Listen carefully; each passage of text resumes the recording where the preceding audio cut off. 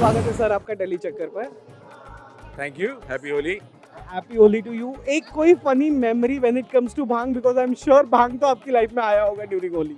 नहीं, सिर्फ एक बार आया था, एक्चुअली 2 बार, और जो मेमोरी है वो मैं आपके शो पर नहीं बता सकता। अच्छा टेल मी वन थिंग कि कितना बदल गया है आप जब थे एक रियलिटी शो का हिस्सा बिग बॉस का, और आज जब आप बिग बॉस देखते हो कितना बदलाव है?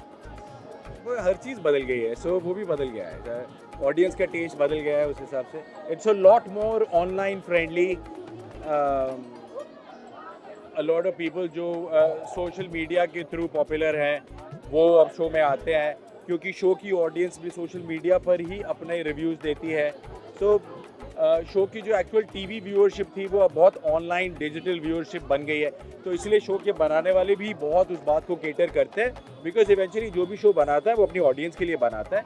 तो एक शिफ्ट हो रहा है from the normal television viewer to the online digital viewer, and I think may be आगे जाके 2 अलग बिग बॉस होंगे या फिर ये कम्प्लीटली चेंज हो जाएगा। Sir I also want to know कि आपने टीवी को हमेशा के लिए बाय कह दिया है and you are trying for OTT and you are going forward for the films and all? नहीं, ऐसा कुछ नहीं। पिछले साल एक शो आया था राणा नायडू नेटफ्लिक्स पर, फिर एक फिल्म आई थी गदर 2, बट साथ साथ टेलीविज़न के ऑफर्स आते रहते हैं। सिर्फ होता ये है कि एक वक्त के बाद आप पहले से किए गए रोल्स दोबारा नहीं कर सकते, थोड़ा सा मुश्किल हो जाता है अगर आपको कुछ नया ऑफ़र नहीं हो रहा। एज एन एक्टर फिर आप स्टैग्नेट करने लग जाते हैं, बट ऐसा कभी भी नहीं होगा। मैं कभी भी टीवी को ना नहीं कहूँगा, क्योंकि मुझे उसमें कोई फ़र्क दिखता ही नहीं।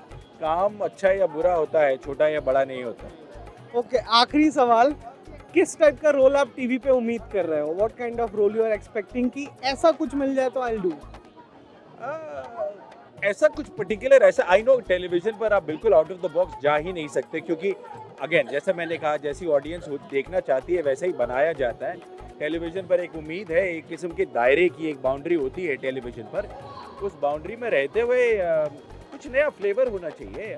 चाहे आप वही intense angry young man play कर रहे हो, चाहे आप वो साइलेंट इंटेंस लवर प्ले कर रहे हो, चाहे आप रिवेंज लेने आए हो, चाहे आप कुछ भी कर रहे हो, सिर्फ फ्लेवर जो है वो थोड़ा नया होना चाहिए। लिखावट में कुछ नई बात होनी चाहिए, ट्विस्ट एंड टर्न्स में कुछ फ्रेशनेस होनी चाहिए। मोटा मोटा दायरा हमारा वहीं रहता है कैरेक्टर मोल्ड्स का, सिर्फ जो फ्लेवर एक कैरेक्टर लेके आता है वो अलग है। Thank you so much sir.